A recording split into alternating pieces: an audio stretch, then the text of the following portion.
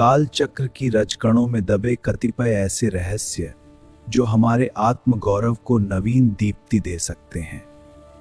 हमने अवलोकन किया कि कैसे प्रचंड बलशाली साम्राज्य काल कवलित होकर विस्मृत हो गए, किंतु यह गाथा भी अपूर्ण है। क्या आप अवगत हैं कि एक समय भारत भूमि पर यूनानी क्षत्रियों का आधिपत्य था? ये थे इंडो ग्रीक। उन्होंने बुद्ध शरण ग्रहण की और जगत को गांधार कला का उपहार दिया। तक्षशिला उस युग में विद्या का महाकेंद्र थी, किंतु आज हमने इन प्रतापी यवन नरेशों को विस्मृत कर दिया है। अब प्रस्थान करते हैं सुदूर दक्षिण की ओर, जहां समुद्र की लहरें एक शौर्य गाथा सुनाती हैं।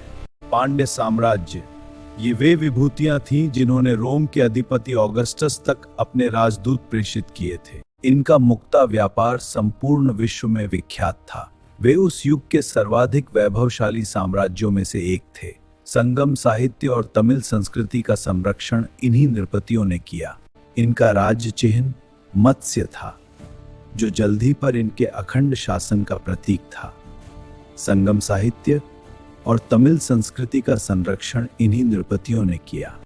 शताब्दियों तक शासन करने के उपरांत भी पांड्य इतिहास को वह गरिमा प्राप्त नहीं हुई जिसके वे अधिकारी थे। भारत के हृदय स्थल मध्य प्रदेश और छत्तीसगढ़ में एक अन्य महाशक्ति का प्रादुर्भाव हुआ, कलचुरी राजवंश। इनकी अनेक शाखाएं थीं, जिनका प्रताप बुंदेलखंड से लेकर महाराष्ट्र तक व्याप्त था। उन्होंने ही भेड़ाघाट में भव्य देवालयों का निर्माण कराया। उनका वास्तु कौशल इतना विलक्षण था कि आज भी दृष्टा आश्चर्यचकित रह जाते हैं।